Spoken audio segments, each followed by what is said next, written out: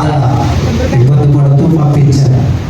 So ఎంతగా మీ మధ్యన ఈరోజు ఉండేటప్పుడు దేవుడు కృప చూపాడు అంటే జోషువను అడిగిన వెంటనే ఇంచుమించు నా దృష్టిలో ఇద్దరు సేవకులు గుర్తొచ్చారు.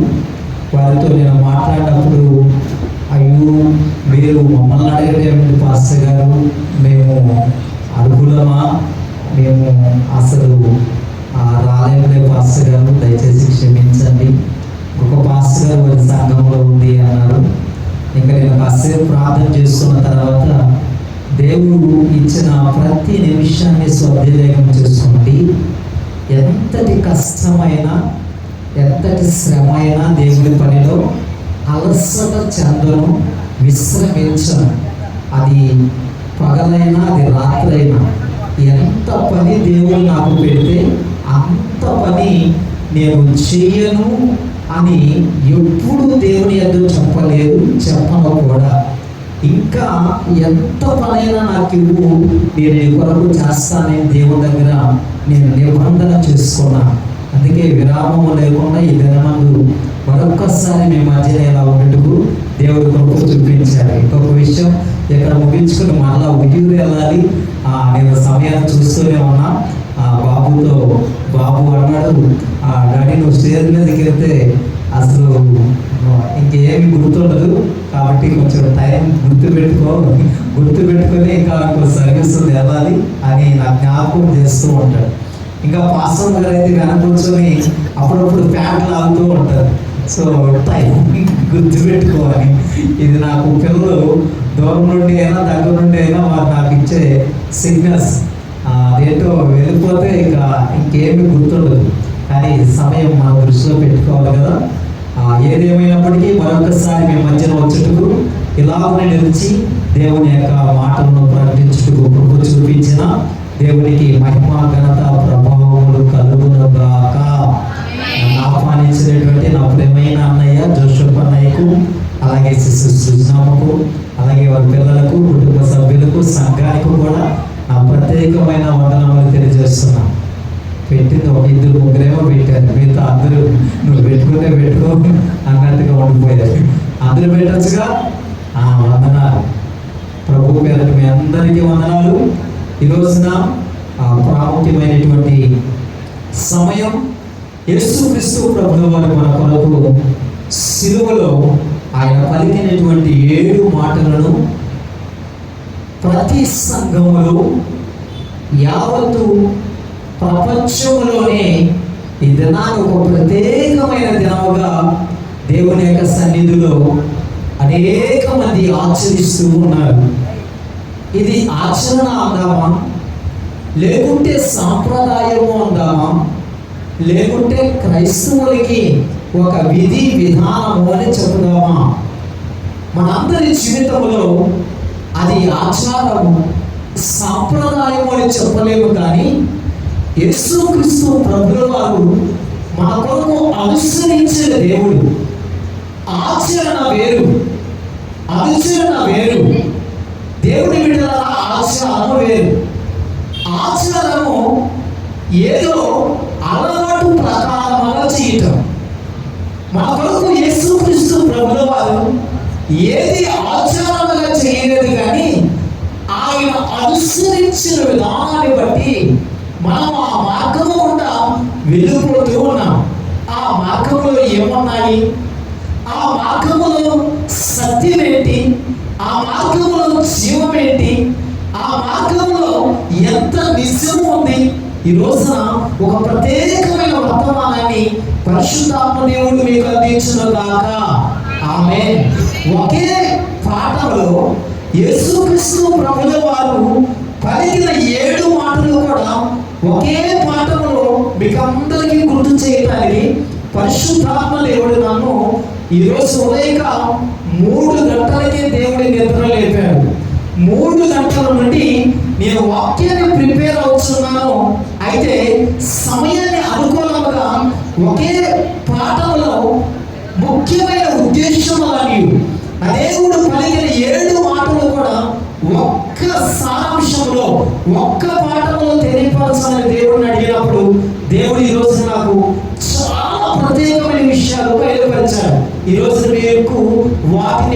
నడిపించడానికి దేవుడు తన కృప చూపును గాక. ఆమేన్. ఆది కాండము అందరూ కూడా మీ పరిశుద్ధ గ్రంథాలు తెరవాలని మీకు నేను మనవి చేస్తూ ఉన్నాను. ఆది కాండము 22వ అధ్యాయము 5వ వచనాన్ని మనము చదువుకుందాం. 5వ వచనాన్ని చదువుకుందాం. ఎవరైనా ఒకరు చదువుతారా?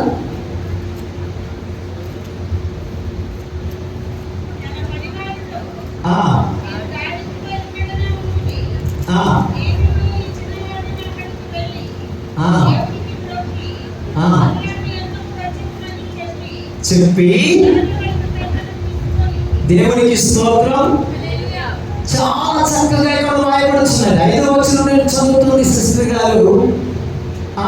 ఈ చిన్నవాడును అక్కడికి వెళ్ళి దేవునికి మొక్కి మరలా మీ యొద్దకు వచ్చుదామని చెప్పి దహన బలికి కట్టెలు తీసుకొని తన కుమారుడు ఇస్సాకు మీద పెట్టి తన ఇస్సాకుతో నిప్పును కత్తిని పట్టుకుని పోయాను.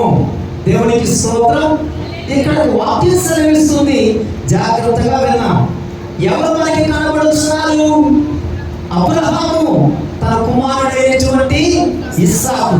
జాగ్రత్తగా ఒకే పాఠంలో 7 మాటలను మీకు చాలా అర్థమయ్యే రీతిలో పరిశుద్ధాత్మ దేవుడు బోధించబోతున్నాడు. 7 మాటలు ఏవి? ముఖ్యంగా దీన్ని మనం జ్ఞాపకం చేస్తున్నాం. మొదటి మాట లూకాసు సువార్త 23:34 చదవకండి, నేను చెబుతాను. తండ్రి మీరేమి చేయించున్నారు, వీరిని క్షమించము. రెండవ మాట, నీవు నాతో కూడా పరదేశంలో ఉండవని నేను నీతో నిశ్చయముగా చెప్పుచున్నాను. లూకా 23:43. అమ్మా ఇదిగో నీ కుమారుడు. యోహాను 19:26. నా దేవా నన్ను ఎందుకు చెయ్యి విడిచింది. మార్కు సువార్త 17:34. నేను తప్పిస్తున్నాను. యోహాను 19:28. సమాప్తమైనది. యోహాను 19:30. తండ్రి నీ చేతికి నా ఆత్మను అప్పగించుకొనుచున్నాను. లూకా 23:46. ఈ 7 మాటలు కూడా మీరు ఈ ఆది కాండములో 22వ అధ్యాయంలో చాలా వివరంగా పరిశుద్ధాత్మ దేవుడు పొందుపరిచాడు. ఇదివరకు ఎవరైనా చెప్పి ఉంటే దేవునికి స్తోత్రం.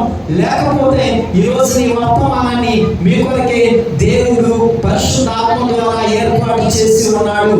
నెంబర్ 1, ఇక్కడ అబ్రహాము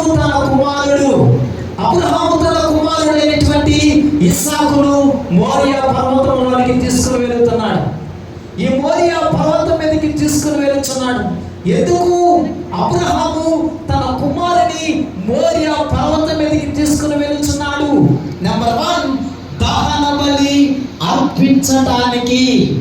దహన బలి అనగా దాని అర్థం ఏమిటి అనగా ప్రాణముతో ఉండగానే దహనముగా అర్పించడము. ప్రాణముతో ఉండగానే అర్పించటం. ఎవరు తమ ప్రాణముతో ఉండగానే మన కొరకు బలైపోయారో మీకందరికీ బాగా తెలుసు. అబ్రహాము ఎవరు? ఇస్సాకు ఎవరు? అబ్రహాము ఇస్సాకును మోరియా పర్వతం మీదకి తీసుకుని వెళ్తున్నారు. ఆ మోరియా పర్వతం ఏమిటి? బాగా వినాలి. అక్కడ అర్పించబడుచున్న ఇస్సాకు దేని మీద అర్పించబడుచున్నాడు? బలిపీఠము. బాగా గమనించాలని ముందే చెబుతున్నా. మొదటిగా మనకు అర్థమవుతున్న వ్యక్తి అబ్రహాము, రెండవది ఇస్సాకు, మూడవది మోరియా పర్వతం, నాలుగవది బలిపీఠం. Very good. ఇది మీకు చాలా బాగా అర్థమైపోతుంది. బలిపీఠము దేని చేత అమర్చబడి ఉన్నది? కట్టెలు. వెళుతూ ఉన్నప్పుడు ఏం పట్టుకుని వెళ్ళారో తెలుసా? నిప్పు, కట్టెలు, ఇంకొకటి కత్తి. నానమ్మ చెప్పిన తర్వాత మళ్ళీ చెప్తుంది. నెంబర్ 1 కత్తి, కట్టెలు, నిప్పు, ఎవరు తీసుకెళ్లారు? ఇస్సాకును. ఓకే, అర్థమైపోయింది అనుకుంటా. ఇక్కడ కనబడుతున్న వ్యక్తులలో తండ్రి అయినటువంటి అబ్రహాము తన కుమారుడైన ఇస్సాకు ఏ పర్వతం? మోరియా పర్వతం. ఏమర్పించారు? బలిపీఠం కట్టారు కదా. ఇప్పుడు బాగా విన్నారు. తండ్రి అయిన అబ్రహాము ఎవరికి సాదృశ్యం? తండ్రి అయిన యెహోవాకు సాదృశ్యం. కుమారుడైన ఇస్సాకు ఎవరికి సాదృశ్యం? ఇస్సాకు ఎవరికి సాదృశ్యం? యేసుక్రీస్తుకి. Very good, super. యేసుక్రీస్తుకి సాదృశ్యం. ఎలా యేసుక్రీస్తుకి సాదృశ్యం? ఎవరైనా అడిగారు అనుకోండి, కొంతమంది తిక్కగా అడుగుతూ ఉంటారు, అంటే ఇరకాటంలో పెట్టడానికి ఎలా చెప్తామయ్యా అలాగా అని. ఇప్పుడు చెప్పండి, మిమ్మల్ని అడుగుతున్నాం, యేసుక్రీస్తు ప్రభుల వారు ఇస్సాకుకి ఎలా సాదృశ్యం? అమ్మా బలి. Very good, super. మోరియా పర్వతం మీద ఎవరు అర్పించబడ్డారు? ఇస్సాకు. గొల్గొతా పర్వతం మీద ఎవరు అర్పించబడ్డారు? యేసుక్రీస్తు. బలి ఒక్కటే. అందుకే ఇస్సాకు ఎవరికి సాదృశ్యం? యేసుక్రీస్తుకి సాదృశ్యం. Very good. ఇప్పుడు మోరియా పర్వతం దేనికి సాదృశ్యంగా తీసుకుందాం? గొల్గొతా. ఎప్పుడైనా యూత్ మీరందరూ సిద్ధమైతే, యూత్ మీటింగ్ నాకు చాలా ఇష్టం. బైబిల్ క్లాస్ అంటే ఇంకా ఇష్టం. బైబిల్ కాలేజీలో బైబిల్ కాలేజీలో యూత్కి చాలా మందికి మంచి తప్పిదు, మంచి బుక్స్, ఋతు, ఎస్తేర్ లాంటి బుక్స్ చాలా మందికి వివరించారు. ఇంకా నోట్బుక్లు ఉండవు, బైబిల్ అలా పెట్టుకుని ఉంటారు. ఇంకా వింటూ ఉంటే లాస్ట్కి అంటారు, సార్ ఇంతవరకు ఏ కాలేజీలో మేము ఇలా వినలేదు అంటారు. అందుకే నాకు చాలా ఇష్టం. దేవుని చిత్తమైతే మీ చర్చిలో యూత్కి ఒకసారి బైబిల్ కాలేజీ నిర్వహిద్దాం. ఓకే, ఆమేన్, ప్రైజ్ లార్డ్. ఇప్పుడు మోరియా పర్వతం దేనికి సాదృశ్యంగా తీసుకుందాం? గొల్గొతా. సూపర్ అమ్మా. గొల్గొతా పర్వతానికి సాదృశ్యంగా తీసుకుందాం. తర్వాత బలిపీఠం దేనికి సాదృశ్యం తీసుకుందాం? సూపర్. ఇంకేమా మీరు రాస్తున్నారు లేదా? రాయండి, మళ్ళీ మర్చిపోతారు. అది కంప్యూటర్ బుర్రలు కాదు. ఇక్కడ నుండి వెళ్ళంగానే అయిపోయాయి మొత్తం. సరే, ఇప్పుడు మోరియా పర్వతం మీద అర్పించబడినటువంటి ఇస్సాకు వలె యేసుక్రీస్తు ప్రభుల వారు గొల్గొతా పర్వతం మీద బలిపీఠం అనబడిన శిలువలో ఏం చేయబడ్డాడు? అర్పించబడుచున్నాడు. దేవుడికి స్తోత్రం. ఇప్పుడు మనం చదువుతున్న లేఖన భాగంలో చూస్తే, ఇప్పుడు చాలా జాగ్రత్తగా మనం కిందకి చదువుతూ వస్తే, ఆ గొర్రె పిల్ల, ఆ పొట్టేలు కొమ్ములు తగులుకొని ఉన్నది రాయబడిందా కింద. అలా మనం కిందకి చదువుతూ వస్తే, 22వ అధ్యాయంలో చదువుతూ కిందకి వస్తే, ఇదిగో పొదలో కొమ్ములు తగులుకొని ఉన్న పొట్టేలు. ఇప్పుడు పొట్టేలు దేనికి తగులుకున్నాక? పొదలో. పొద దేనికి సాదృశ్యం? ఎస్, సూపర్ అమ్మా. నేను చెప్పకముందే చెప్పేస్తున్నా. ముళ్ళ కిరీటానికి సాదృశ్యం. Very good. ఇప్పుడు ముళ్ళ కిరీటానికి సాదృశ్యం అనేటువంటి ఆ పొద దేనికి తగులుకుందో తెలుసా? కొమ్ములు. కొమ్ము దేనికి సాదృశ్యం? ఇంకేం డౌట్ లేదు, ఇక మీరే చెప్పేస్తున్నారు ప్రసంగం అంతా. ఎంత ఫాస్ట్గా ఉన్నారేంటమ్మా మీరు. ఆ ఎడిషన్ కొంచెం చూసి నేర్చుకున్నానా? అక్క వాళ్ళు ఎంత ఫాస్ట్గా చెప్తున్నా. ఇలా మీటింగ్లో చెప్పినా కూడా చెప్పరు. డాడీ ఎప్పుడు చెప్పలేదు ఈ ప్రసంగం అని అంటారు. దేవుని స్తోత్రం. కొమ్ము దేనికి సాదృశ్యం? శిరస్సుకు సాదృశ్యం. శిరస్సు పొదకు తగులుకొని ఉన్నట్టుగా యేసుక్రీస్తు యొక్క శిరస్సు మీద ముళ్ళ కిరీటము పెట్టబడి ఉన్నది. దేవుని బిడ్డలారా, మరొక విషయాన్ని మీకు చెప్పబోతున్నాను, చాలా జాగ్రత్తగా వినండి. ఇస్సాకును వెంట పెట్టుకొని మోరియా పర్వతం మీదకి వెళుచున్నప్పుడు వారి వెంట తీసుకుని వెళుచున్నవి ఒకటి నిప్పు, కట్టెలు, కత్తి. ఈ మూడు చాలా ఇంపార్టెంట్. యేసుక్రీస్తు ప్రభుల వారు ఆయన కల్వారి శిలువలో విరేలాడుచు ఉన్నాడు.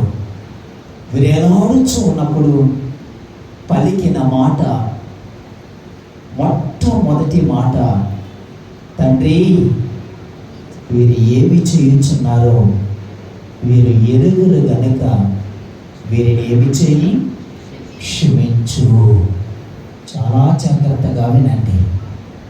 ఇస్సాకు ఎప్పుడైతే బలి అర్పించుటకు తన తండ్రైన అబ్రహాము చేత మోరియే పర్వతం మీదకి కొనుక్కోబడినప్పుడు ఇక కట్టెలన్నీ పేర్చి ఇస్సాకును ఆ కట్టెల మీద పడుకోబెట్టి తన చేతిలో ఉన్న కత్తిని తీసి, ఇదిగో తనను సంహరించటానికి, తన బలి అర్పించడానికి చెయ్యి కత్తి పైకెత్తినప్పుడు, అబ్రహామా ఆగు ఆగు, ఇదిగో ఇస్సాకుకు మారుగా పదలో గొర్రె పిల్ల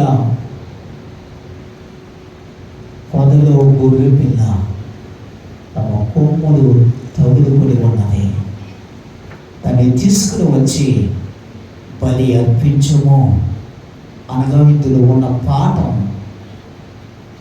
ఇస్సాకుకు బదులు గొర్రె పిల్ల అర్పించబడి ఉన్నది అంటే దాని అర్థం ఆ ప్లేస్లో ఆ బలిపీఠము మీద శిక్ష అనుభవించవలసిన వాడు ఇస్సాకు అయితే ఇస్సాకుకు బదులు గొర్రెపిల్ల బలి అర్పించబడుచున్నది. శిక్ష నీవు అనుభవించవలసి ఉన్నది. అయితే నీకు బదులుగా ఆ గొర్రెపిల్ల ఆ బలిపీఠము ఎందుకు తేబడుచున్నది. ప్రియులారా, శిక్షకు మనము పాత్రులము, శిక్షలకు మనము అర్హులము. కానీ ఆ స్థలంలో ఉండే దేవుడు మనల్ని తప్పించి ఆ శిక్షలోనికి దేవుడు వెళ్ళిపోయాడు. శాపం మనము అనుభవించవలసిన వారు, శాపంలోనికి యేసయ్య వచ్చాడు. శిక్ష మనం అనుభవించవలసిన వారు, కానీ మనకు ఆయన విమోచన ఇచ్చి శిక్ష ఆయన మీద వేసుకున్నాడు. శాపం మన మీదకి రావాల్సి ఉన్నది, శాపం ఆయన మీదకి తీసుకుని ఆశీర్వాదాన్ని మనకు అనుగ్రహించాడు. దేవుడికి స్తోత్రం కలుగునుగాక. గాయములన్నీ మనము పొందవలసిన వారు, గాయములన్నీ ఆయన పొంది ఆయన ఇచ్చు స్వస్థతను మనకు అనుగ్రహించాడు. ఎంత గొప్ప దేవుడండి. ఈ రోజున మనం అందరము శిక్షలో నుండి తప్పించబడిన వారము, శాపముల నుండి తప్పించబడిన వారము. మన రోగములన్నీ ఆయన భరించి మనకు స్వస్థతనిచ్చి మనల్ని స్థలంలో సజీవముగా యేసయ్య కూర్చోబెట్టాడు. హల్లెలూయా! ఎంత మంచి దేవుడు, ఎంత గొప్ప దేవుడు. ఈ రోజున మరొకసారి మీకు జ్ఞాపకము చేస్తున్నా, శిక్ష మీ మధ్య నుండి దేవుడు తొలగించి వేశాడు. శాపం దేవుడు మన మీద నుండి తీసివేశాడు. రోగం మన మధ్య నుండి యేసయ్య తొలగించి వేశాడు. అందుకే ఆ రోజున అబ్రహామా ఆగిపో, అబ్రహామా ఆగు, నీ కుమారునికి మారుగా పదలో కొమ్ములు తగులుకున్న పొట్టేలు ఒకటి ఉన్నది, తీసుకుని వచ్చి దానిని అర్పించు. పాత నిబంధన కాలంలో ఇశ్రాయేలు ప్రజల యొక్క పాపములన్నీ ప్రాయశ్చిత్తము కలగటానికి ఆ దినమందు ప్రత్యక్ష గుడారము ఒకటి ఉన్నది. ప్రత్యక్ష గుడారములో 3 భాగములు కలవు. ఒకటి పరిశుద్ధ స్థలము, రెండవది అతి పరిశుద్ధ స్థలము, మూడవది ప్రాకారము. ప్రాకారము వచ్చిన బలిపీఠం ఒకటి కట్టబడుచున్నది. బలిపీఠము దేని చేత కట్టబడుచున్నది? కట్టెల చేత కట్టబడుచున్నది. కట్టెలు అన్నీ అమర్చి ఒక స్థలంలో చేర్చి ఆ కట్టెలన్నీ చేర్చబడినప్పుడు దాన్ని నిప్పు అంటించి అది రగులు కూర్చు ఓ వేడిని అధికము చేసి ఇదిగో ప్రాణార్పణముగా ఆ గొర్రెపిల్ల స్థలములో బలి అర్పించబడవలసి ఉన్నది. చాలా జాగ్రత్తగా వినాలి. ఈ కట్టెలన్నీ ఎవరికి సాదృశ్యము? సంఘముగా ఉన్నటువంటి మన విశ్వాసులకు సాదృశ్యమై ఉన్నది. కట్టెలు ఎలాగైతే చేర్చబడి ఉన్నాయో మనమందరము సంఘములో ఎప్పటికప్పుడు చేర్చబడుచు ఐక్యతను కలిగి ఉండటకు మనము ఎప్పుడు ప్రయత్నం చేస్తూ ఉండాలి. ఎందుకో తెలుసా?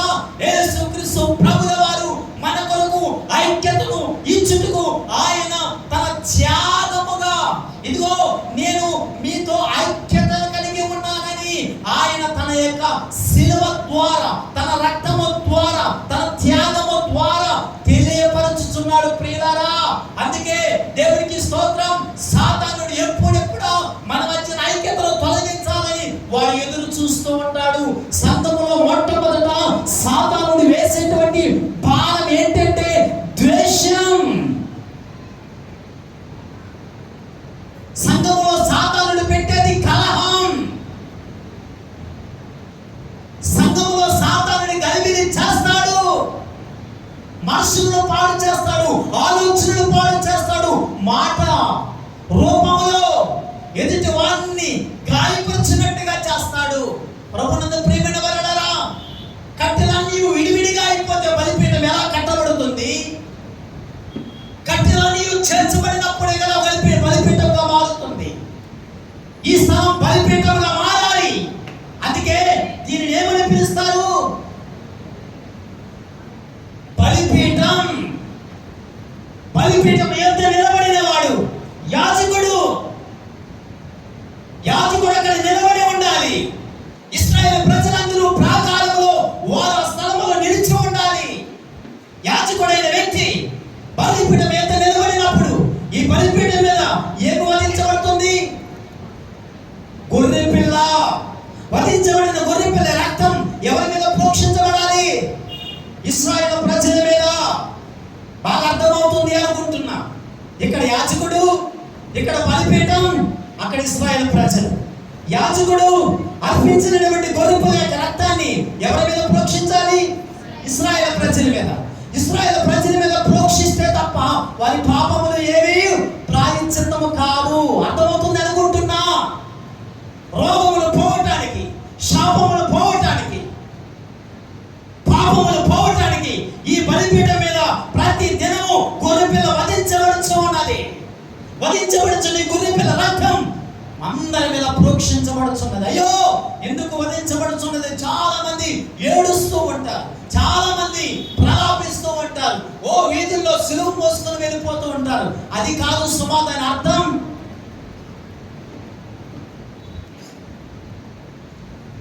క్రయధనం, ప్రాయశ్చిత్తం,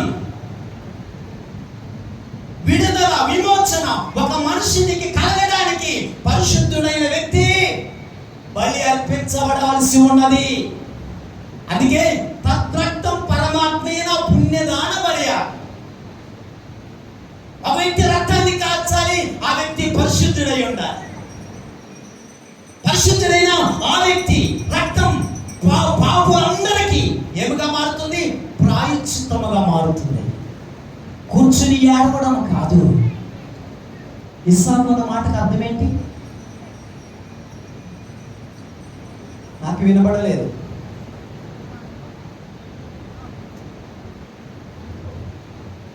నాన్నగారు ఏదో చెప్తున్నారు కానీ నాకు ఇక్కడికి వినిపించలేదు. ఇస్సాకు అన్న మాటకు అర్థం ఏంటి? సిస్టర్ చెప్పేస్తారని నాకు ముందే తెలుసు. నవ్వు.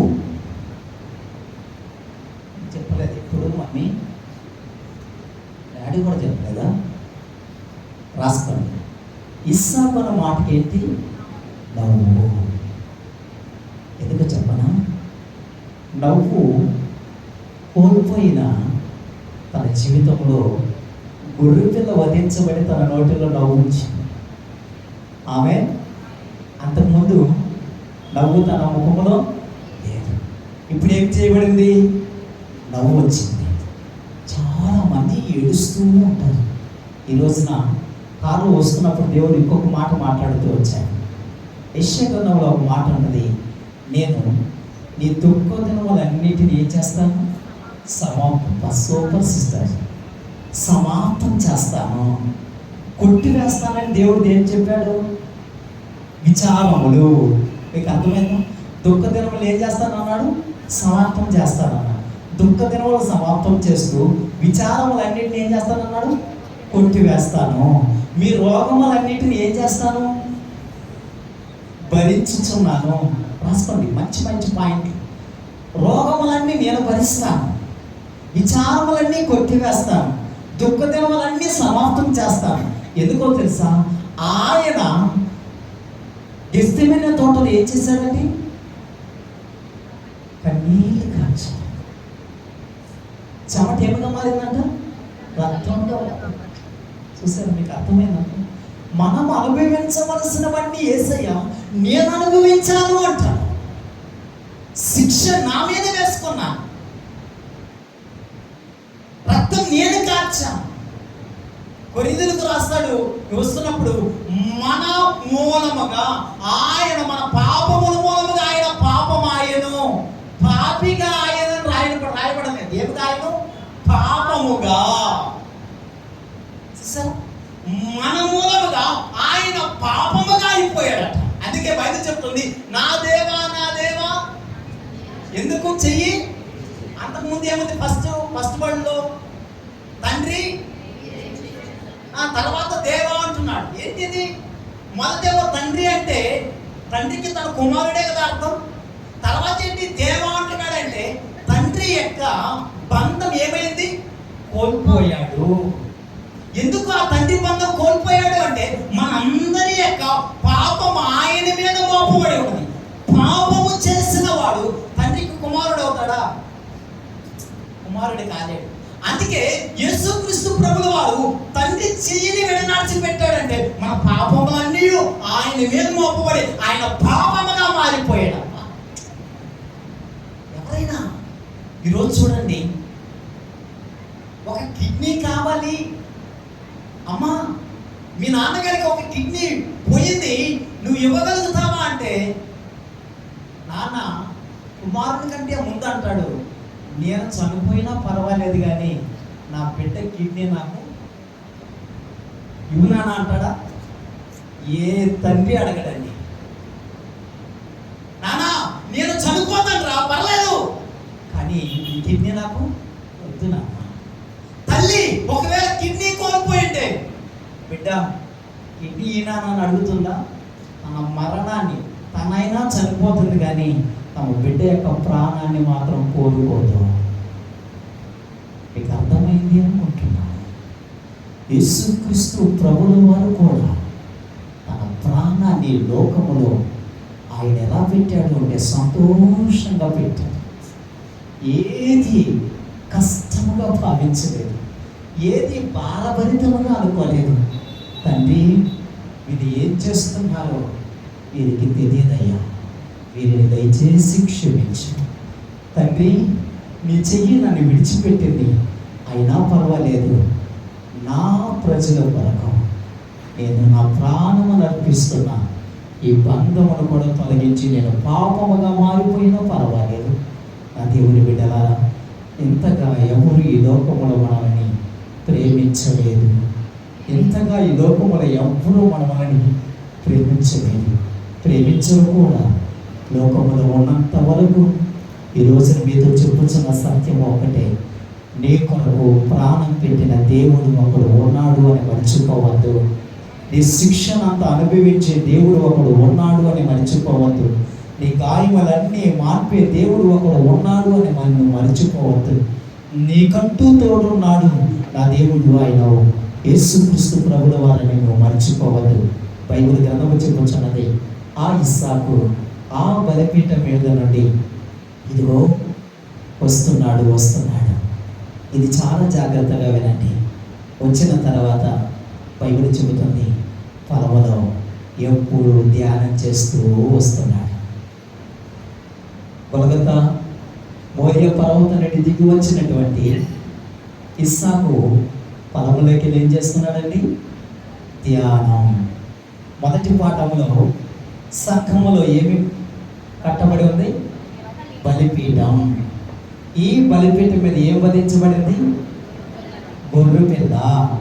వధించబడిన గొర్రెపిల్ల రక్తం ఎవరి మీద ప్రోక్షించబడింది? ఇశ్రాయేలు ప్రజల మీద. ప్రోక్షించబడిన ఆ రక్తం ఇశ్రాయేలు ప్రజలు ఏమిగా మార్చింది? పరిశుద్ధులుగా. పరిశుద్ధులందరికీ దేవుడు కొరింథీయులకు రాసిన పత్రికలో చూస్తే ఆయన తన స్వరక్తం ఇచ్చి సంపాదించిన సంఘము. ఈ సంఘముగా దేవుడు మా అందరినీ స్థలంలో కూర్చోబెట్టాడు. ఇప్పుడు బాగా వినండి, ఇస్సాకుకు భార్య ఎవరు? ఆలోచిస్తున్నారండి. చూద్దామా? అదే ఆదికాండం 24వ అధ్యాయం 63వ వచనాన్ని చదువుదాం త్వరగా. సాయంకాలమున, అబ్బా నాకు కావాల్సిన పాఠం దొరికేసింది. యేసుక్రీస్తు సిలువ వేయబడిన సమయం. నోటీస్ పాయింట్ అందరూ ఇటు చూడండి. యేసుక్రీస్తు సిలువ వేయబడిన సమయం.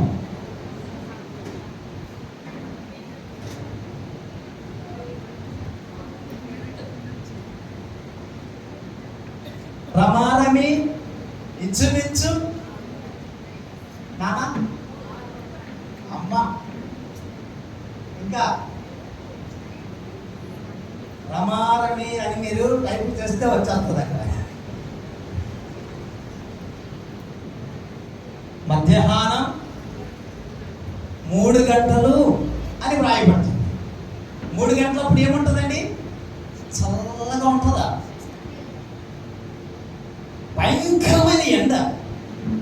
అంటే సిలువ వేయబడిన సమయం మధ్యాహ్నం. ఇప్పుడు బాగా వినండి, ఇక్కడ వ్రాయబడుతున్నది సాయంకాలం. ఇప్పుడు చదవండి సిస్టర్, చదవండి. మర్చిపోయారా? సాయంకాలం ఇస్సాకు, సాయంకాలమున ఇస్సాకు పొలములో.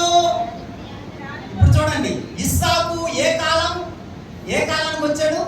సాయంకాలం. ఆ ఇస్సాకు బలిపీఠం మీద అర్పించబడిన సమయం మధ్యాహ్నం. ధ్యానం చేసిన సమయం సాయంకాలం. మధ్యాహ్నం ఎండ వేళ. అంటే ఎండ దేనికి సాదృశ్యం? చెప్పలేదా? ఉదయం కృపాకాలానికి సాదృశ్యం, మధ్యాహ్నం శ్రమకాలానికి సాదృశ్యం, సాయంకాలం నా ముఖం చూడండి. ఎక్కడొచ్చారా భయ్యనా? ఎవరైనా యేసుక్రీస్తు ప్రభువు వారు వచ్చే 2వ రాకడకు సాదృశ్యం. అర్థమైందా? ఇప్పుడు యేసుక్రీస్తు మధ్యాహ్నం సిలువ వేయబడిన సమయం శ్రమల కాలం. ఈరోజు మనం ఏ కాలంలో ఉన్నాం? ఇప్పుడు శ్రమల కాలంలో ఉన్నాం. ఈ శ్రమల కాలంలో నుండి ఇప్పుడు బైబిల్ గ్రంథం చెబుతుంది, ఆ ఇస్సాకు ఎక్కడికి వెళ్ళాడంటే సాయంకాలం పొలములో. ఏ సమయం అది? మనము మధ్యాహ్నం ముగించుకొని సాయంకాలానికి చేరువవుతున్నాము. ప్రభు వచ్చే రాకడకు ఏమైంది? దినములు సమీపం అవుతున్నాయి. అందుకే సాయంకాలం ఇస్సాకు పొలములో ధ్యానం చేస్తున్నప్పుడు అమ్మగారు వచ్చారు. ఏ అమ్మగారు వచ్చారు?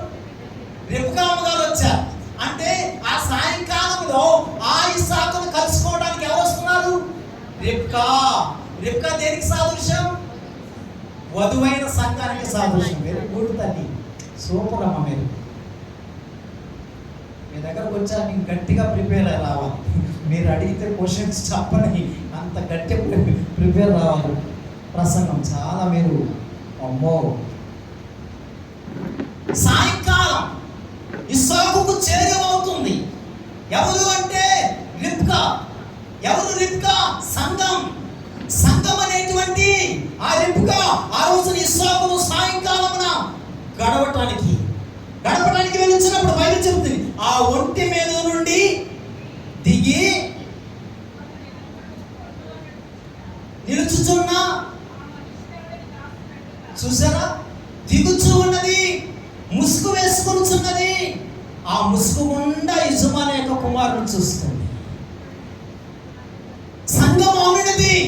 సాయంకాలం అనబడిన యేసుక్రీస్తు ప్రభువు వారి రాకడ సమీపపు దినాలలో మనం ఉండగా ఆయన ఎదుర్కొనడానికి ఎప్పుడు సిద్ధముగా ఉండాలి.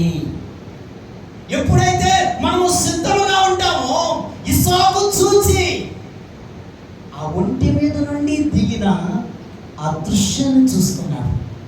ఒంటె గర్వమునకు సాదృశ్యం, అహంకారానికి సాదృశ్యం, అవిధేయతకు సాదృశ్యం.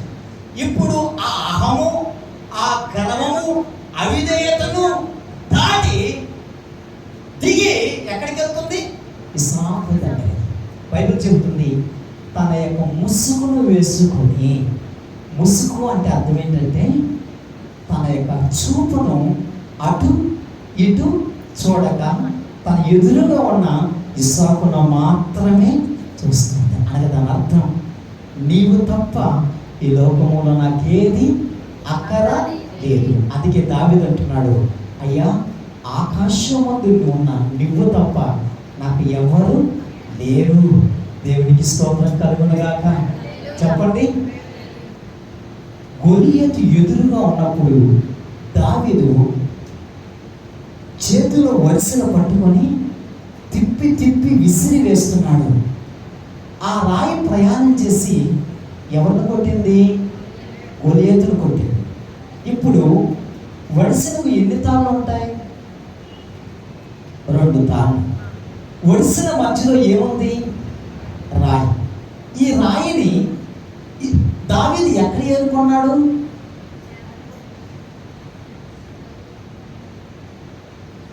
ఏటి లోయ అని బైబిల్ చెప్తుంది. ఏంటది? ఏటి లోయ. ఇప్పుడు బాగుండాలి. ఈ రాయి ఏటి లోయలో నుండి తీసి ఎందులో పెట్టుకున్నాడు? ఎందులో పెట్టుకున్నాడు అంటే ఎంతగా? దాని పేరేంటి అమ్మా? ఏం పేరు దాని పేరు? సిక్కము. ఏటిలో ఉన్న రాళ్ళు అన్నీ ఉన్నాయి. అందులో ఏ రాయిని తీసుకున్నాడు? నున్నని రాయి. ఎక్కడ పెట్టుకున్నాడు ఇప్పుడు? సిక్కములో. నా మాట అర్థమైందా? బలిపీఠము, యాజకుడు ఇశ్రాయేలు ప్రజలు, సంఘము. యాజకుడు ఎవరికి సాదృశ్యం? ఎవరికమ్మా? జోసెఫ్ అన్నకు సాదృశ్యం, నాకు సాదృశ్యం. ఇశ్రాయేలు ప్రజలు ఎవరికి సాదృశ్యం? మీ అందరికీ సాదృశ్యం. వధించబడిన గొర్రెపిల్ల రక్తం ఎవరి మీద ప్రోక్షించబడింది? అందరి మీద, మీ అందరి మీద. మిమ్మల్ని నీతిమంతులుగా పరిశుద్ధులుగా చేసి దేవుడు ఆయన స్వార్థం నుంచి సంపాదించిన సంఘములోనికి చేర్చారు. Praise the Lord. ఇప్పుడు సంఘములోనికి చేర్చబడింది మీరందరూ ఎవరు అని అంటే, ఇప్పుడు బైబిల్ చెబుతుంది ఏటి లోయలోనికి వెళ్ళి ఏ రాయిని తీసుకున్నాడు? నున్నని రాయి. నునుపైన రాయికి ఆపోజిట్ ఏంటి? రికార్డ్ అవుతున్న వాక్యం అంతా? Very good, super. నునుపైన రాయికి ఆపోజిట్ వాడేంటి? అబ్బా సూపర్గా చెప్పారు. గరికైన రాయి. గరికైన రాయి శరీరం మీద రాపిడి చేస్తే ఏం కలుగుతుంది? నొప్పి, బాధ కలుగుతుంది. అందుకే నునుపైన రాయి శరీరం మీద రాస్తే నొప్పి, బాధ కలగదు. ఇప్పుడు ఆ నునుపైన రాయిని దావీదు ఎక్కడ పెట్టుకున్నాడు? చిక్కములో. దావీదు ఎవరికి సాదృశ్యం?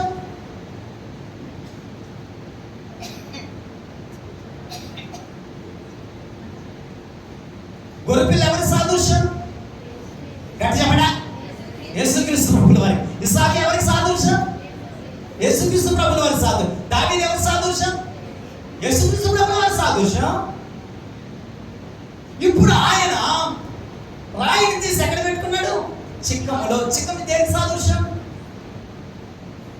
ఇలా ఉన్నారనుకోండి, జోసెఫ్ అన్న నన్ను మాత్రం పిలుస్తూనే ఉండి వీళ్ళ కథ చెప్తాను. బ్రెయిన్లన్నీ ఎలా మొద్దు మారిపోయి చదువు పెట్టాలి బాగా. అపార్ట్మెంట్ దగ్గర వెళ్తూ ఉంటాడు అప్పుడు. కత్తెలు సానబట్టను, కత్తెలు సానబట్టను, సానబట్టను. అరే రాలే, మా ఇంట్లో కత్తి ఏమైంది? బాగా మొద్దు మారిపోయింది. కూరగాయలు ఏమి తెగట్లేదు, మొద్దు మారిపోయింది. అందుకే ఏం చేయాలి? ఇప్పుడు సాను పట్టాలి. మిమ్మల్ని అందరినీ ఏం చేయాలి? సాను పట్టాలి. ఆమె ఈ రోజు బల్బు వెలిగింది మొత్తం. ఇలాగాన ఇంకొక 3 నెలలు తెస్తే పరిగెత్తుకుంటూ రావాలా. చాంబాబు గారు వస్తున్నారా? వస్తున్నాడు. కొంతమంది ఆయన వస్తే ఏమేమి అడుగుతాడు క్వశ్చన్. రాకపోవడం మంచిది అనుకుంటారా? లేదు లేదు, ఏదో వాక్యంలో కొత్త విషయాన్ని నేర్చుకోవాలి. హల్లెలూయా. నేర్చుకునేటువంటి ఒక ఆలోచన, ఆశ మనం కలిగి ఉంటే బైబిల్ చెబుతుంది, దావీదు ఆశ కలిగిన ప్రాణాన్ని ఏం చేశాడంటే దేవుడు తృప్తిపరిచాడు. అందుకే నీ వాక్యము నన్ను బ్రతికించుచున్నదయ్యా, నా బాధలు అదే నాకు నెమ్మదినిస్తుందయ్యా. అందుకే దావీదు దేవుని వాక్యాన్ని అంతగా ప్రేమించాడు కనుక దేవుడు దావీదును అంతగా ప్రేమించాడు. మీరందరూ దేవుని ప్రేమిస్తున్నారు కనుక ఆయన, మీరు ఎంతగా ప్రేమిస్తున్నారో ఆమె విస్తారముగా నన్ను ప్రేమించింది కనుక ఆమె విస్తారమైన పాపములన్నీ క్షమించబడ్డాయి. అందరికీ అట్టినప్పుడు ఆమెనని మనం విస్తారముగా ప్రేమిస్తే కన్నీళ్లు కార్చి అంటే పాదములు తుడిచి ముద్దు పెట్టుకుని ఇవన్నీ పరిశీలన శాస్త్రం చూస్తుంటే ఇదేంటి, ఆయన ముద్దు పెట్టుకోవడం ఏంటి, ఆమె ఎంత పాపి అని అంటుంటే పరిస్థితులతో ప్రభు అంటున్నాడు, నేను వచ్చినప్పుడు గిన్నెడు మంచినీళ్ళు కూడా నువ్వు నాకు ఇవ్వలేదయ్యా. ఈమె నేను వచ్చినప్పటి నుండి నా పాదములను కన్నీళ్లతో కడుగుతుంది, తల వెంట్రుకలతో నా పాదములను తుడుస్తుందా, తమ నోటితో నా పాదములు ముద్దు పెట్టుకుంటుందప్పా. సంఘానికి కావలసింది నేడు ఈ ఆరాధన కావాలి, ఈ ఆశ కావాలి, ఈ తృష్ణ కావాలి. అప్పుడే సంఘం అంతా అభివృద్ధి, మీ పిల్లల అభివృద్ధి. బైబిల్ గ్రంథం చెబుతుంది, అమ్మా సమాధానం కలిగిపోము, ఇంకా ఎవడును నీ మీద ఎటువంటి శిక్ష వేయడు, ఒక రాయి నీ మీద ఇంకా పడదు, మన మీద శిక్ష పడదు, రాయి పడదు, దోషం వాడు పిల్లల మీదకి రాదు, ఎవడు మన పట్ల కీడు తలంచలేడు. దేవుని దగ్గర మనం కూర్చుంటే చాలు, దేవుడు తన దూతలను మిఖాయేలును గాబ్రియేలును పంపుతాడు, మాట్లాడే వ్యక్తులతో మాట్లాడతారు, వాళ్ళు యుద్ధం చేసే వ్యక్తులతో యుద్ధం చేస్తారు వారు. నువ్వు నెమ్మదిగా ఉండు. బైబిల్ గ్రంథం చెబుతుంది, మీరు ఊరుకుండి, యెహోవా చేయు కార్యములను మీరు కన్నులారా చూస్తారు. Just wait and see. దేవుని బిడ్డలా, చిక్కములో ఉన్న రాయిని తీసుకొని దావీదు వడిసెల్లో పెట్టుకొని తిప్పి తిప్పి అలాగున కొట్టగా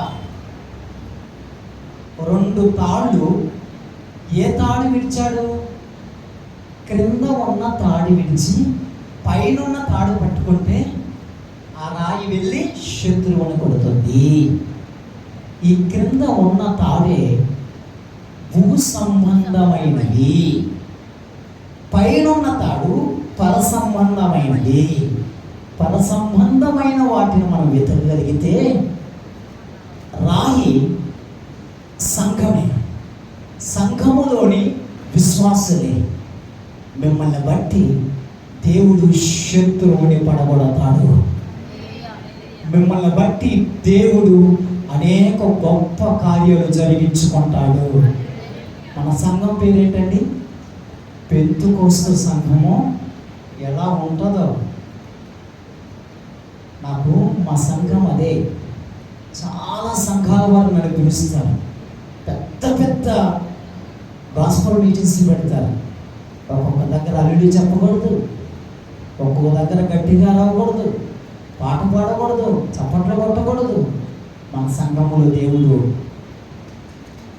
నాడు ఉన్న పెంతుకోస్తు అనుభవాలను నేడు కూడా అలాంటి అనుభవాలతో దేవుడు నడిపించిన దాకా. హల్లెలూయా. జీవము కలిగిన సంఘం అండి, పరలోకములో తండ్రితో కూడా సంతోషించే సంఘం అండి. అలాంటి సంఘాల ఉద్యమమే రగులుకుంది హోసన్నా మినిస్ట్రీ. వీళ్ళందరూ సిఎస్ఐ నుండి బయటకు వచ్చిన వారు చాలా మంది.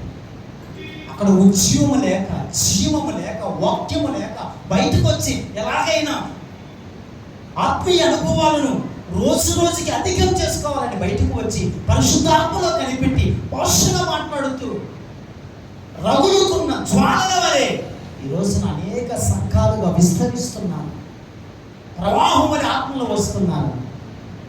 అలాంటి జీవము కలిగి ఉంది మన సంఘం. హల్లెలూయా.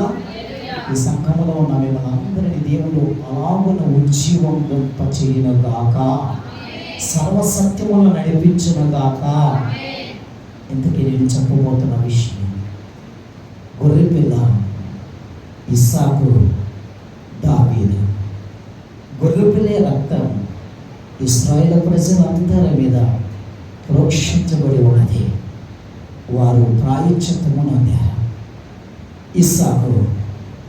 ఇస్సాకు మూలముగా ఇదిగో దిగివచ్చి పొలములో ధ్యానం చేస్తున్నప్పుడు ఏ రెపుగా అయితే ఏ ఒంటి మీద నుండి దిగి ముసుగు వేసుకుని ముసుగుకుండా ఇస్సాకును చూచిందో, ఇస్సాకు ఏమే నా దేవుని చిత్తానుసారమైనది, ఆమెలోని ప్రవర్తన చూస్తున్నాడు, ఆమెలోని విధేయత, ఆమెలోని ప్రేమ, ఆమెలోని త్యాగం, ఒంటికు కావలసినటువంటి నీళ్ళన్నీ ఆ బావిలో నుండి చేది ఇస్తుంది.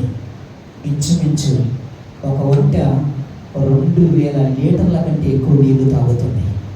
మీరు ఎవరైనా ఒక బిందె నీళ్లు బావిలో నుండి చేదిన అనుభవం ఉందా? అక్కేమో అవునవును ఉంటుంది. ఇంకొకరు ఇప్పుడు వచ్చిన కోడళ్ళు ఎక్కడ ట్యాప్ తిప్పితే అక్కడ నీళ్ళు రావాలి, లేకపోతే 2వ రోజు వెళ్ళిపోతారు పుట్టినింటికి.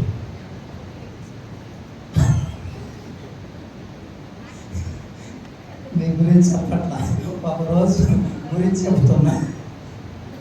ఇంట్లో చిన్న ఒక బిందె తీసుకుని అక్కడికి వెళ్ళి తీసుకురామ్మా అంటే ఈ సీమిని తీసి ఇక్కడ ఏరుతుంది. అందుకే అంట ఏడ్చే వాళ్ళకి ఎడపక్క ఉండకూడదంట. ఏడ్చే వాళ్ళకి ఎడపక్కన అంటే ఏమవుద్ది? అది సంగతి. ఊరుకునే ఒకనాటి కోడళ్ళు వేరు. ఇప్పుడు చూడండి, అన్ని గ్రైండర్లు మిక్సీలు వచ్చాయి. అప్పుడైతే తిరగలరా. ఇంకా బియ్యం రుబ్బడానికమ్మా రుబ్బురా, ఇంకా అదేంటి బియ్యం దంచడానికో గోధుమలు దంచడానికో రోకలి. సృజనామ కొంత అనుభవం అన్నీ చెప్పేస్తుంది. ఏమో అత్తయ్య మామయ్య అడిగాను. హల్లెలూయా. రెపుకా మాత్రం ఒక వంటికి 2000 లీటర్లు తాగే నీటిని చేది ఇస్తుంది. ఎక్కడ విసుగు చెందలేదు. అయ్యా అడిగింది ఎలియాసు నీళ్ళు, అమ్మ నాకు కొంచెం దాహంగా ఉంది నీళ్ళేమ్మా, కానీ నీకు మాత్రమే కాదు నీ ఒంటులకు కూడా నీళ్ళు. సంగమా, ఇలాంటి త్యాగం మీరు కలిగి ఉండాలి. హల్లెలూయా. ఎంతసేపు మా ఇంటికి వస్తే ఏం చేస్తావు, మీ ఇంటికి వస్తే ఏం చేస్తావు అనమాట. విశ్వాసులు చాలా మంది ఎక్కడ ఆగిపోయారంటే, మనకి ఏమవుతుంది లాభం? ఒక ఆమె అడుగుతుంది, పాస్టర్ గారు మా ఇంటికి వచ్చినప్పుడు ఏం చేస్తారు? నేను త్యాగం లేదమ్మా, ఎవరో చెప్పారయ్యా మీరు వచ్చినప్పుడు ఒట్టి చేతులతో రారంటగా. నాతో పాటు ఒక ముసలావిడ వస్తుంది, ఆమె ఏ ఇంటికి ప్రార్థనకి వెళ్ళినా అరటిపండ్లో 1 డజన్ తీసుకుని వస్తుంది. ఏ ఇంటికి పోయినా స్వీట్ పట్టుకుపోతుంది. ఏంటమ్మా ఇది అంటే, లేదు నాన్న వట్టి చేతులతో వెళ్ళకూడదు. సరే, ఆమె రానప్పుడు నన్ను అడుగుతుండ్రు, ఏం పాస్టర్ గారు మొన్నేమో వచ్చినప్పుడు అరటిపండ్లు పట్టుకోవాలి, ఏం తేలదే. నేను చెప్పా, నాన్న అరటిపండ్లు 2 బ్యాగులు పట్టుకురా, స్వీట్ 2 బ్యాగులు పట్టుకురా, మొత్తం పట్టుకొని. అమ్మో పాస్టర్ గారు స్వీట్ తెచ్చారమ్మో. ఒక రోజు ఎప్పుడైనా టైం నాకు తీసుకెళ్ళలేదు అనుకో, ఇదేంటి పాస్టర్ గారు మనం వచ్చినప్పుడు తీసుకో, ఈసారి తీసుకురాలేదేంటి? మళ్ళీ వాళ్ళు వచ్చిన ఒక మాట మేము అడుగుతామా, ఏమా ఏం తీసుకురాలేదేంటి అని. మీరు అట్ట అడుగుతారు పాస్టర్ గారు, మీరు అడగకూడదు, మేము అడగచ్చు. అమ్మా విశ్వాసులారా వచ్చేటప్పుడు మీరు ఖాళీ చేతులతో రాకుండా ఆ చేత్తో ఈ చేత్తో ఏదో ఒకటి పట్టుకోరండి. ఆమె సంఘానికి మీరు ఎలా ఉండాలో తెలుసా? ఆ రోజున రెబెకా ఎలాగునైతే ఎలియాజరుకి దాహాన్ని తీర్చిందో బైబిల్ చెబుతుంది, నేను తప్పికొనుచున్నాను. ఎవరండి తప్పికొనుచున్నది? యేసయ్య. ఆయన దాహాన్ని ఎవరు తీర్చాలండి? మనం అందరమే తీర్చాలి. అవునా కాదా? ఎస్, మీరందరూ యేసయ్య దాహాన్ని తీర్చాలి. సమరయ స్త్రీ సమరయులందరికీ సువార్త ప్రకటించి ఆయన ఎదుగు తమ జాతి ప్రజలందరినీ తీసుకురావచ్చు. మీరు కూడా వచ్చేటప్పుడు ఆదివారం మీతో కూడా ఒకరిని చేత్తో ఒకరిని చేత్తో, నేను చెప్పాను స్వీట్లో బాక్స్ అట్టుకుండా ఒక చేత్తో పట్టుకురా. మీరు అవేం పట్టుకురాకండి, ఆత్మను తీసుకురండి. హల్లెలూయా. వీలైతే అవి తీసుకురావద్దని చెప్పానని ముగించారు. మీరు కూడా వచ్చేటప్పుడు కృష్ణా శ్రీస్థలం పోయి ఇక్కడే ఈ మధ్య ఓపెన్ చేశాను. నేను ఎప్పుడు పోయినా అక్కడ ఆగుతాను. నా కారు ఇప్పుడు ఆగినప్పుడంతా వాళ్ళు సంతోషంగా సాగుతే మామూలుగా ఉంటాను. మా ఇంట్లో ఒప్పట్లు లేకుండా ఒక రోజు కూడా గడవదు. అదేమో మరి అంత ఇష్టం. సో మీరు కూడా వచ్చినప్పుడు పట్టుకురండి. దేవుని స్తోత్రం కలుగునుగాక. సంఘానికి విశ్వాసులు ఎప్పుడు చేయూత అందిస్తూనే ఉండాలి.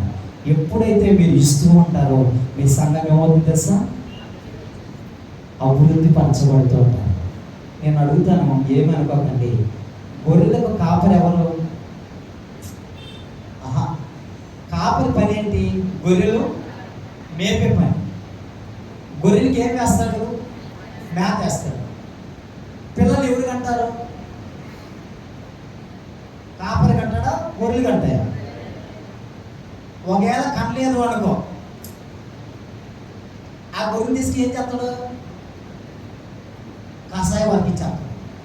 ఇది కంటా ఉంది అనుకో, అమ్మో దాన్ని ఇలా కౌగిలించుకొని ముద్దులు పెట్టి అబ్బా ఒకటిగా నేను ఇంకోటిగా ఇదిగో వీటికన్నిటికీ తల్లి అదే ఇంకా బాగా చూసుకుంటా. ఇప్పుడు దీని అర్థం ఏంటి? గొర్రెలైన మీరు పిల్లలు ఏం చేయాలి? కట్టునే ఉండాలి. ఏ పిల్లలు? ఆత్మలనే పిల్లలు కనాలి. హల్లెలూయా. నేనే వచ్చానండి, మొన్న నేనే వచ్చానండి, ఒక సంవత్సరం తర్వాత నేనే ఉసులోగా అయిపోయారు అనుకో, వాళ్ళ పుట్టక్కని ఇంట్లోనే ఉంటారు. ఎవరు వచ్చేది? మీరు బాగున్నప్పుడే పట్టుకొని వచ్చారు అనుకో, వాళ్ళు వాళ్ళ పిల్లలు కొంతమంది పెళ్లి చేసుకుని వెళ్ళిపోతారు. ఇంకా తర్వాత సేవకుడు కూర్చొని స్వాతంత్రం చేయలేదు అనమాట. మీరు ఉన్నట్టే మీ పక్కింటి వారిని, మీ ఇంట్లో ఉన్న వారు అందరినీ ఏం చేయాలి? తీసుకురావాలి. వాళ్ళ పల్లాకానికి వెళ్ళినప్పుడే వెళ్ళిపోతా ఉంటారు కదా, ఇంకొంతమంది సిద్ధపరుస్తూ ఉండాలి. దేవుడు స్తోత్రం కలుగునుగా. ఆమె చెప్పండి. మనము సిద్ధపడుతూ అనేక మందిని సిద్ధపరచాలి. మేమున్నాం, మా పిల్లలు కూడా ఏం చేస్తాం? ఎంకరేజ్ చేయాలి. మీరు బాగా వాక్యంలో ఉండండి, పాటలు పాడండి, పిల్లల్ని ఎంకరేజ్ చేస్తూ ఉండాలి. అంటే పోతాం. వాళ్ళ సంఘంలో తీసుకురావాలి, వాక్యం వినిపించాలి. రారా శ్యామబాబు ఎవరో వచ్చారు, ఆయన ఏం చెప్తున్నారు, రా పిల్లల్ని తీసుకురావాలి. సినిమాలు పంపించకూడదు, మార్క్స్ పంపించకూడదు, తీసుకురావాలి ఆదివారం. దేవుని స్తోత్రం కలుగునుగాక. మీకు మళ్ళీ మీ పిల్లలు కూడా రాబో దినాల్లో వర్ధిల్లుదురుగాక. హల్లెలూయా. దేవుడు యవన కాలములో నిజముగా దేవుడు సృష్టించినప్పుడు బైబిల్ చెబుతుంది, నీ యవన కాలం అంతా నీ సృష్టికర్తను ఏం చేసుకోవాలి? స్మరణకి తెచ్చుకోవాలి. నా యవన కాలం అంతా దేవునిలో ఉన్నాను కనుక ఈ యవన కాలంలో దేవుడి పిల్లలని, కుటుంబాన్ని అంతటిని దేవుడు ఆశీర్వదిస్తూ వస్తున్నాడు. దేవునికి మహిమ. బైబిల్ గ్రంథం చెబుతున్నది సమాప్తము. దేనికి దేవుడు సమాప్తం చేస్తాడు? విచారములకు సమాప్తం చేస్తాడు, సమస్యలకి సమాప్తం చెప్తాడు, వ్యాధి బాధలకు సమాప్తం చెప్తాడు. ఈ జీవితంలో నూతన ఆశీర్వాదాన్ని ప్రారంభిస్తాడు. హల్లెలూయా. బైబిల్ చెబుతుంది, ఇక నా ఆత్మను నా తండ్రికి, బైబిల్ చెబుతుంది, ఇస్సాకు తన ఆత్మను తండ్రికే అప్పగించాడు. దేవుని విడుదల యేసుక్రీస్తు ప్రభువు వారు తన ఆత్మను తండ్రికి అప్పగించాడు. మీ ఆత్మలన్నీ తండ్రికి అప్పగించేంత వరకు మీరు దేవుని ఎదుట ఉత్తరవాదులై, దేవుని ఎదుట నమ్మకస్తులై ఉండాలని ప్రభు పేరుట మీకు మనవి చేస్తున్నాను. హల్లెలూయా. ఎన్ని సమస్యలు వచ్చినా, ఎన్ని వ్యాధి బాధలు వచ్చినా దయచేసి మీ ఆత్మను ఎప్పుడూ కూడా ఆత్మహత్య చేసుకోవాలని, లేకపోతే ఏదో అయిపోవాలి, ఎక్కడో వెళ్ళిపోవాలి, నేను బతకకూడదు, ఎప్పుడు అలా ఆలోచన చేయకండి. బైబిల్ గ్రంథం చెబుతున్నది, ఇదిగో నేను నిన్ను పేరు పెట్టి పిలిచి ఉన్నాను, నీవెవరివి? నా సొత్తువి. పర్వతములు తొలగిపోయినా, మెట్టలన్నీ తత్తరిల్లినా నా కృప నిన్ను విడిచిపోదు. శరీరం అంతా గాయం చేసింది సాతానుడు, పుండ్లు చేసింది, అన్నీ తన ఎత్తు నుండి తొలగిపోయాయి. తన వారే నిందించి అవమానించారు. అయితే దేవుని బిడ్డలారా, సాతాను చేతికి మాత్రం యోబు ప్రాణాన్ని దేవుడు అప్పగించలేదు. హల్లెలూయా. నీ ప్రాణం, నీ జీవం దేవుని యొక్క జీవ మూటలో ఏం చేయబడింది తెలుసా? ముడి వేయబడి ఉన్నది. ఏం చేయబడింది? ముడి ఆయన వేస్తే ఎవడైనా విప్పుతాడా? ఎవ్వడూ విప్పాడు. ఆయన విప్పితే తప్ప. దేవుని బిడ్డలారా, మీ జీవము దేవుని చేతిలో ఉన్నది, మీ ఆత్మ దేవుని చేతిలో ఉన్నది, మీ శరీరం దేవుని చేతిలో ఉన్నది, మీ ప్రాణం దేవుని చేతిలో ఉన్నది. వీటికి దేవుడు కంచె వేసి ఉన్నాడు. అందుకే ప్రభువు రాకడ ఆలస్యం అయితే సంఘముగా ఉన్న మనము అనేక మందితో చేర్చి ఆయన సన్నిధికి వచ్చి సేవను, సంఘాన్ని అభివృద్ధి బాటలో నడిపించి, మన శత్రువులు ఎంతమంది మన విరోధులు ఉన్నారో వారిని క్షమిస్తూ, మనలో దోషమేది ఉంచబడక, విరోధ భావమేది ఉంచబడక, విభేదమేది మనసులో తలంచబడక, దేవుని ప్రేమను బట్టి వారిని క్షమిద్దాం. దేవుని బిడ్డలారా, అవసరమైతే సంఘం యొక్క భారమంతయు సంఘములో తన సేవకుడు అయినటువంటి యాజకుడు భారమంతా మోస్తూ ఇదిగో ప్రజల కోసమే ఎంతోమంది, ప్రవీణ్ కుమార్ లాంటి ప్రవీణ్ ఆయన చనిపోయాడు. కారణం ఏంటో చెప్పనా? లోకములో ఆయనకలాగా వాదించేవారు. యేసుక్రీస్తును బట్టి తన దేవుడు గొప్పవాడని ప్రపంచం అంతా వినబడినట్టుగా తన గొంతు విప్పి చెబుతాడు, అంటాడు కదా. ఆయన చనిపోకముందే ఎంతోమంది నేను చనిపోవాలని కోరుకుంటున్నాను. దేవుడు ముందే బయలుపరిచాడు. సువార్త తన బ్రతికి ఉన్నప్పుడు ఎంతగా ప్రకటించాడో, చనిపోయిన తర్వాత అది కొన్ని కోట్ల రెట్లు అయిపోయింది. హల్లెలూయా చెప్పండి. మీకు అందరికి అర్థమైందా? తను బ్రతికినప్పుడు అందిన సువార్త కంటే తను చనిపోయిన తర్వాత ప్రపంచం అంతా తెలిసేలా చేసింది. ఆమె చెప్పండి. ఒకని మరణం కూడా రాబోయే రోజుల్లో అలా ఉండాలని కోరుకుంటాం. హల్లెలూయా. దేవుడు అసమర్థుడు కాదండి, దేవుడు చాతగాని వాడు కాదు. మీరు చూస్తూ ఉండండి. ఈ రోజున మీకు అందరికీ ఒక రికార్డులో చెప్తున్నా, రాబో కాలంలో ఇప్పుడు సేవకులు, విశ్వాసులు సంఘానికి ఎవరైతే హాని తలపెడుచున్నారో, బాధ తలపెడుచున్నారో, కీడు తలచుచున్నారో, రాబో కాలంలో వారికి దేవుడు ఉగ్రత చూపించబోతున్నాడు. హల్లెలూయా. ఉగ్రత చూపించబోతున్నాడు. మనకి దేవుడు ప్రతిఫలం ఇవ్వబోతున్నాడు. హల్లెలూయా. మన కన్నీళ్ళన్నీ తుడవబోతున్నాడు. మన అవమానం అంతా తీసివేసి గొప్ప ఘనతను దేవుడు మనకిస్తాడు. మన సంఘాన్ని ఎవడూ పాడు చేయలేడు. హల్లెలూయా. మనల్ని ఎవరు చెదరగొట్టలేరు. హల్లెలూయా. ఆయన రక్తము చేత కట్టబడిన మనలను ఎవడు పాడు చేయగలడు? అందుకే ఫేస్బుక్లో ఒక మాట చెప్పాను నిన్న, దేవుడు నాతో మాట్లాడిన మాట, ఆయన ప్రేమ నుండి మనల్ని ఎవడు ఎడబాపు వాడెవడు? హల్లెలూయా. ఎవ్వడు ఎడబాపలేడు. ఈ రోజున అట్టి ప్రేమలో మనము నిలిచి ఉందముగాక. ప్రార్థన చేసుకుందామా? అందరూ తనలో వచ్చి కళ్ళు మూసుకొని ప్రార్థన చేసుకుందాం. అందరం కూడా కళ్ళు మూసుకుందాం. ఈ రోజున దేవుడు పలికినటువంటి ఆ 7 మాటలలోని పరమార్థాన్ని, ఆత్మీయమైన సత్యాన్ని దేవుడు మనందరికీ తెలియపరచాడు. ఒకే ఒక నిమిషం మనమందరం ఉన్న చోట లేచి నిలబడదామా? ఒకే ఒక నిమిషం మీరు నిలబడితే మీ కొరకు నేను ప్రార్థన చేయబోతాను. అందరం ఒక్కసారి లేచి నిలబడదాం. ఎవరు కష్టం అనుకోకుండా ఒకే ఒక నిమిషం లేచి నిలబడండి.